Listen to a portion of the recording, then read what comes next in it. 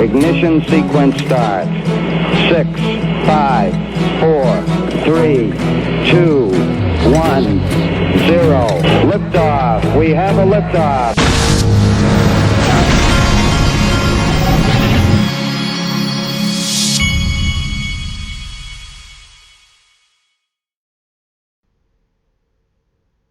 Hey everybody, this is the Digital Asset Investor, and I wanted to let you know that today I'm taking my son and his friend to see the movie It Chapter 2. I'm sure many of you out there are creeped out by clowns the way that I am, and so I wanted to tell you a funny story about something that I did a couple of years ago here in my neighborhood. My youngest son I guess he was at the time around 5 or 6, and one of the neighborhood kids was 5 or 6 as well, and they were always trying to scare each other, talking about killer clowns and how killer clowns have been spotted in the area and this type of thing. So that got my wheels turning, and I decided that I would go onto Amazon.com and order a clown mask and a pair of clown shoes. And so then what I did is I put the clown mask on. I got my older son to video me in the clown mask where it just looked like there was a clown standing behind our fence in the backyard. And then as I was coming home one day, we took a video of that. And so we showed the video to the kid down the street that kept trying to scare my kid about killer clowns.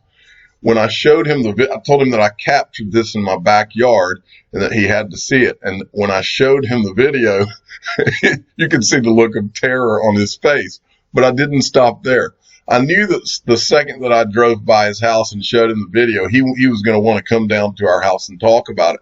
So what I did then is I took one of the clown shoes and I threw it on my front porch where the kid, when he came to ring the doorbell, would see that clown shoe. And I've never seen a child run so fast back home when I saw this kid walking. I was looking through the window and saw the kid walking up to the front door. He saw that clown shoe and took off. Now, there's video evidence of all of this, but I could never show you the video of this kid after this trauma unless I had his parents' permission. But luckily, his mother thought it was the funniest thing she had ever seen. I didn't think it out too well as to whether it was going to really terrify this kid. But to this day, now this kid's older, to this day, I laugh about it with him. And he, of course, now he's getting older and cooler. And so now he doesn't want to talk about it. One of the better jokes I've played. Okay, moving on here. XRP Market Maker, at PPleaseXR. This guy has asked if he could be the official postman of the Digital Asset Investor channel. I do not have a postman yet. We need one. So be it. You're the official postman of the Digital Asset Investor channel. XRP Dreams at Bitcoin_Dreams wants to be the official air traffic controller of the Digital Asset Investor channel. And we also have no one monitoring the skies for us. Now we have the official air traffic controller of the Digital Asset Investor channel. Now, finally, I need to make sure that everybody understands one of the more important titles on this channel is the one I gave yesterday, I believe, which is for Cryptopolis, the official Treasury Secretary of the Digital Asset Investor channel. Well, Cryptopolis has put together the Digital Asset Investor channel monetary policy, and I wanted to read it to you. This was sent to me by the official Treasury Secretary of the Digital Asset Investor channel. My policy as Treasury Secretary of the Digital Asset Investors channel is to follow a strict policy of monetary conservatism, restrict or eliminate fractional banking, and recommend increase of domestic manufacturing production to reduce dependence on foreign trade, and for God's sake, stop printing money and peg interest rates to 2% above GDP or 4.1%. Stop QE programs and other forms of money printing that devalues the purchasing power of the American public. Finally, I recommend that we adopt XRP as the base bridge currency for both foreign and domestic payments in the United States. So now you know the monetary policy, the official monetary policy of the Digital Asset Investor channel. So thank you, Cryptopolis. All right. XRP Wave Rider sent me this. This is a This is one of those creepy articles from Zero Hedge. I can now show you Zero Hedge because we are traveling at the speed of light at XRP speed on my new HP Pavilion computer. Goldman Sachs has just issued an ominous warning about stock market chaos in October. Now, this is something a lot of you may not think about, especially you young people. October historically has been a dangerous month for the stock market, especially when you have a buildup like we have for the last 10 years of a stock market. Are we about to see U.S. financial markets go crazy? That is what Goldman Sachs seems to think, and it certainly wouldn't be the first time that great financial chaos has been unleashed during the month of October. When the stock market crashed in October 1929, it started the worst economic depression that we have ever witnessed.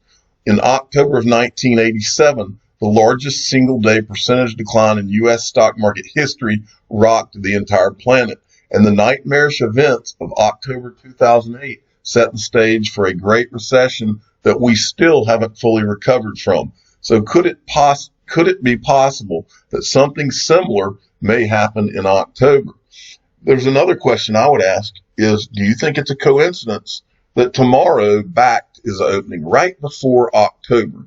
Because remember, Bakkt is a crypto exchange that is being created by the New York Stock Exchange. Do you think the people at the New York Stock Exchange know this history of the stock market and know what is ultimately coming? Of course they know. Makes you wonder. Heisenzerp at Heisenzerp sent me this right here. This is really creepy right here too. Banks, this is from Peter Voss. Banks have no liquidity. Please read this. Get ready. And this is apparently what someone was sent with a Chase account. We are reaching out to you about a funding delay on September 19th. Dear client, you may have been affected by a systems issue that delayed funding for some accounts on Thursday, September 19th. We apologize and have resolved the systems issues. Now we are working to credit your account as quickly as possible. We expect to do this in the middle of the week. If you have questions, please contact your relationship management team. That right there is very creepy, folks. Very creepy. Okay, now XRP Big Tom, at X Big Tom had put this out. This is a video that I showed back a year ago or so. Watch this video from this time last year, 2018. DAI featured this sometime back. These guys explain exactly in simple terms what is happening in the world economy right now. They talk about Bitcoin, XRP, and crypto gold. One of these guys even references XRP and how he believes that XRP is going to be involved in all of this. Very interesting watch. That right there, I don't know some of these guys, but that's Jim Rickards, who is a gold guy. And I don't believe he's anti-crypto. He could be, but I don't remember.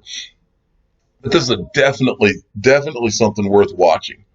Crypto utility guy. Now remember, the crypto utility guy, let me see if I can get this right. He is the official guy who was on the Band of Brothers who got killed and is an ex-smoker. And he says smoking kills is what he always tells me. So yeah, he was on the Band of Brothers, and he sent me this from the talented Mr. Ripple, who I did not follow until today. And he's already sent me a thank you for following him. So hopefully he can start sending me information too. Companies currently using XRP list updated August 2019. Now, I think that this is really a list of, well, maybe it is companies that are using XRP, but I think that it's companies that are using Ripple, and some of them are, yeah. It's got the column, well, it says using XRP is this column, accepting XRP, testing XRP. But that is a long list of customers that are involved with Ripple and XRP. Interesting thing to look at if you haven't ever seen that.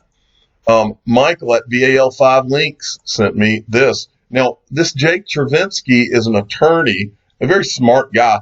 We've covered him on this channel before, but he has analyzed Ripple's motion to dismiss from the lawsuit. And I was just going to read you a couple of these. I'm not going to read them all. Ripple just filed a motion to dismiss the XRP Securities class action. The motion is perfectly designed to delay the case as long as possible and is deeply unsatisfying for those of us who want a ruling on whether XRP is a security.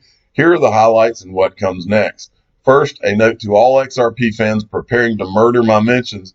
I have no view on whether XRP is a security. Only the courts can answer that question now. If anyone tells you they already know the answer, run away. Also, this from my last XRP thread. And he says, for the record, I'm not writing about this case because I have a particular view on Ripple or XRP. I see this as one of the leading securities cases in the industry. So I think it's important for all of us to follow, and courts are where the law is really made. So he's just giving you his opinion on what's going on right now. All right, let me get rid of these. Okay, NBK Crypto at NBKLYRAD sent me this. Daily web traffic on Coinbase and Binance source. Just wanted to read this one little part to you. Despite a significant decrease in trade volumes, daily web traffic on Coinbase and Binance increased greatly. For Binance and Coinbase, daily unique visitors estimate based on Alexa data were up 68.5% and 123.6% respectively in July. Well, I believe with this happening tomorrow, now for those of you that don't remember, Bakkt launches tomorrow. This, just read their headline here. Bringing transparency and trust to digital assets. Bakkt is enabling institutional merchant and consumer access to digital assets in a secure, trusted ecosystem. This represents Wall Street finally entering digital assets, and it happens tomorrow. And I'm not telling you that, oh, they're going to come in tomorrow and therefore the market's going to go crazy. I'm not saying that.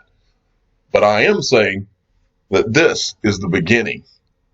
After everything we've talked about for a year and a half, this is the beginning of the new asset class, digital assets. This is the real beginning. And you and I are parked. We're ready to roll. Whether being ready to roll means tomorrow, next week, next month, next year, we are here before all of these guys got here. And that is a money-making prospect right there, if there ever was one, because I don't think it's happened in history where average Joe people like us sitting behind a computer could be invested before the wealthy and the institutions showed up. Rhythm Trader, well, Bitcoin has stabilized at almost exactly 10,000 a coin. I'm tired of waiting for a pump, so I'm taking the loss and getting my cash back. And he's tweeting this out from back in 2011 from this poor guy. Well, Bitcoin is stabilized at almost exactly $14 a coin. I'm tired of waiting for a jump, so I'm taking the loss and getting my cash back. This kind of thing makes you want to throw up on your keyboard. It's so nauseating to think where that guy was and had no idea. And finally, we need to check in with John McAfee.